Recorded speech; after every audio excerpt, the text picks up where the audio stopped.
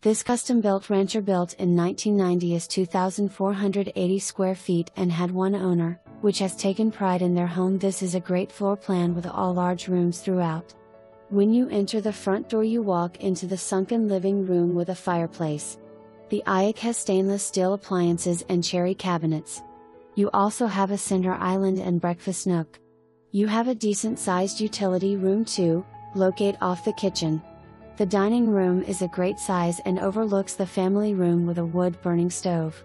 There are 3 generous sized beds and 2 full baths. The master bed has a large walk-in closet and its own designated bathroom. The HVAC is approximately 10 years old and has a newer HWH.